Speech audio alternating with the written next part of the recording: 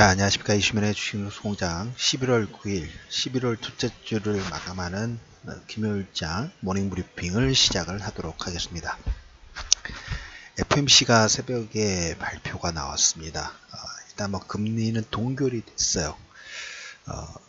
시장이 어떤 하나의 현상에 대해서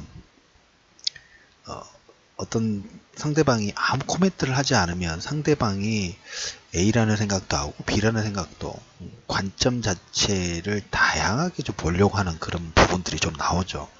자, 오늘 일단 금리가 동결이 됐고 성명서 내용을 이렇게 봐서 차이점이 있나 체크를 해보니까 거의 지난번과 큰 차이가 없어요. 근데 시장에서는 뭘 봤냐면 10월 달에 주가가 글로벌 전체적으로 급락이 나왔죠. 뭐 미국 시장이 특히 나스닥이 급등락 부분들이 변동성이 크게 나왔는데 여기에 대한 코멘트가 혹시 나오지 않을까, 좀 들어가지 않을까 했는데 그 내용이 포함되지 않으니까 금리 인상 의지를 조금 더 확인된 게 아닌가.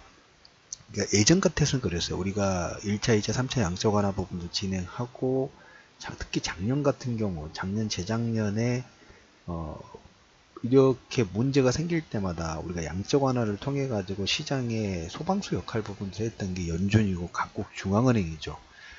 그거에 우리가 많이 익숙해져 있는 건 사실이에요. 근데 이번에도 혹시나 급등락 부분들이 진행되니까 FOMC에서 이런 내용에 대해서 기조 부분들을 약간 좀 바꾸지 않을까, 아니면 관점 자체가 조금 누그러뜨리지 않을까 하는 기대감 부분들이 일부 있었는데 FOMC 성명서가 거의 뭐 지난번과 그대로 유지가 되다 보니까 여기에 대한 약간 실망감이라 할까요? 그래서 이제 추가적인 금리 인상 부분들 확인. 근데 12월 달에는 어차피 금리 인상 한 번 하는 걸 우리가 알고 있지 않습니까? 그리고 내년에는 3번 정도 금리 인상, 그리고 그 다음 해가 점도표가 한 번이에요. 그걸 여러분들 꼭 확인하실 필요가 있다라는 얘기를 다시 한번 들어보도록 하겠고, 그런 의지 부분들로 미국의 국채 수익률, 2년 국채 수익률이 최고로 돌파 부분들이 좀 나왔습니다. 그것은 약간 너무 좀 가속화되는 부분들이 없지 않아 좀 있는데 2년물 국채 수익률 자체가 10년 내 최고치가 나왔는데 그와 반해서 유가는 60달러를 예전에 예고를 드렸던 것처럼 75 3번 터치 정도를 하고 60달러 선 지금 60.77로 오늘 마감이 됐습니다. 국제 유가가 공고 불여 지속, FOMC 그 사우디도 지금 정산 부분들 하고 있고 미국도 마찬가지고 러시아도 마찬가지고, 때 마침 사우디에서 뭐 사전조사이기는 합니다만은 오펙이 해체가 됐을 때 어떤 시나리오 부분들이 있을까, 사우디 정부가 이거에 대한 사전 시나리오 부분들을 미리 좀 연구 발주 부분도 했다는 내용도 유가의 하락 부분들을 만드는, 오펙이 만약에 해체가 된다면 지금까지 뭐 감산이라든지 이걸로 인해서 서로 어느 정도 생산량 부분들 조정을 했죠. 근데 오펙이 해체가 되면 여기에 대해서 컨트롤 부분들이 상당히 어렵죠. 근데 오펙이라는 자체가 우리가 예전만큼의 입김 자체는 상당히 많이 떨어졌어요. 왜?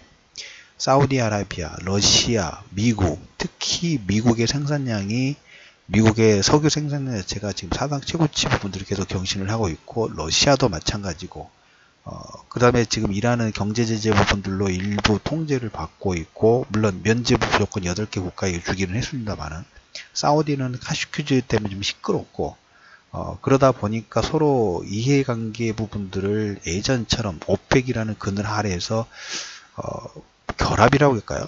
강화시키기, 의지 부분들을 컨트롤하는데 다소 좀 애로사항 부분들이 없잖아 좀 있습니다. 그 여파가 유가를 또 다시 60달러를 하회시키는 하나의 매개체 역할 부분도 좀 하고 있다라는 말씀을 좀 드려보도록 하겠습니다. 그래서 어제는 오늘 새벽에 이제 끝나는 미국 시장은 그럼에도 불구하고 소폭 0.04% 반등 부분들이 진행됐고, 전일 상승 부분들에 대해서 콜컴의 실적 부분들이 조금 뉴스가 되면서 기술주들이 전일 상승에 대한 숨고르기 정도로 보시면 될 것 같아요. 그래서 유가 60달러 하의 근접은 나중에 좋은 현상 부분들을 줄 거라고 생각을 합니다. 그렇게 좀 말씀을 좀 드려보도록 하겠고, 그래서 FMC 회의에서 별다른 내용 부분들이 노코멘트식의 노코멘트의 성명서가 나오니까 추가 금리 인상 의지의 가능성으로 달러가 반등이 나왔고, 그 다음에 2년 10년 국채 수익률이 10년 내 최고.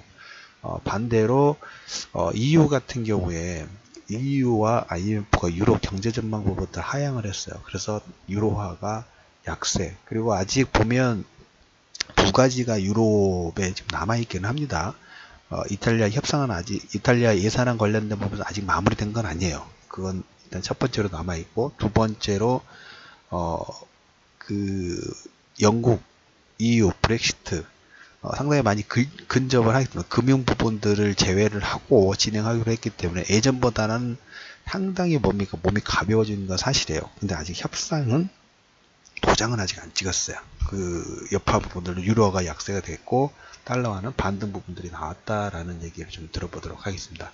일단 어제 시장에서는 이런 내용들이 나왔고, 오늘 마지막으로 이제 주목할 부분은 어제 우리나라 시장 같은 경우에 뭐 금리 인상은 진행되지 않고 금리 동결이지만 인상 가능성에 조금 주목했다는 부분이 변수 부분들이 좀 되기는 하였습니다만은, 어제 중국 수출입 지표, 우리나라 시장은 최근에 그 베타 계수라 이제 추종되는 게 중국 시장하고 상당히 좀 많이 특히 선물이 많이 급등락을 할 때 먼저 선행 지표 형태의 부분들을 해요.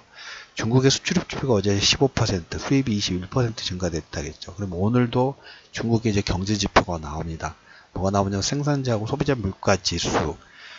중국이 지금 글로벌 경제에서 소비 비중이 미국 다음으로 크기는 합니다만은, 미국은 더 많은 소비 부분들, 미국을 대체할 만한 소비 시장이 중국에 올라오기를 바라고 있고, 그 소비를 진작시키는 것은 이제 내수 부양. 예를 들면 가장 기본적으로 환율이 절상이 되면 내수 소비 부분들이 그 물가 자체가 싸지기 때문에 내수 소비 부분들이 확장이 되는 그런 케이스 부분들이 좀 있어요. 그래서 부양책과 그다음 그 환율 절상 부분들이 기본적으로 돼야 되는데, 오늘은 이제 중국의 생산자하고 소비자 물가 지수가 발표가 예정돼요. 10시에서 11시 오전 끝날 때쯤에서 발표가 되는데, 해외 지수보다는 이 내용에 따라서 종목군의 반등 부분들이 조금 결정될 가능성, 강도 부분들이 결정될 가능성이 있고, 더불어서 이제 바이두가 회사채 발행을 15억 달러를 조달했기를 합니다. 최근 무디스가 등급 상향 부분들을 진행을 좀 했다는 부분하고, 어제 시진핑이 연설 부분들을 하는데 미국과 중국의 협상 그리고 양복 협상 타결 부분들을 주장했어요. 이번 달에 이제 FMC도 끝났습니다. 이제 11월 이제 중순이 이제 다음 주부터 중순이 진입되죠. 중하순에 가장 많은 우리가 다른 것보다 많은 신경 부분을 써야 될 것은, 미국과 중국이 오늘부터 이제 안보 회의를 시작을 합니다. 고위급 회담처럼 안보 회의를 시작하는데, 여기에서 서로 핑퐁하면서 작은 합의 부분들을 만들어내느냐가 여기서 추가 반등의 가장 키워드가 될 가능성이 높고, 그 가능성은 지난달보다 훨씬 2배 이상이 가능성이 증가됐다는, 여러분 그 사실을 알아두실 필요가 있다는 얘기를 좀 들어보도록 하겠습니다. 자, 그래서 11월 9일 이슈민의 주식뉴스공장 모닝 브리핑에서는 금일부터 미국과 중국의 안보회의 개최 부분들이 시작이 되고, 국제유가가 몇 달 전부터 얘기를 들었던 것처럼 60달러를 하회를 근접을 하고 있다는 코멘트로 모닝 브리핑을 마무리하도록 하겠습니다.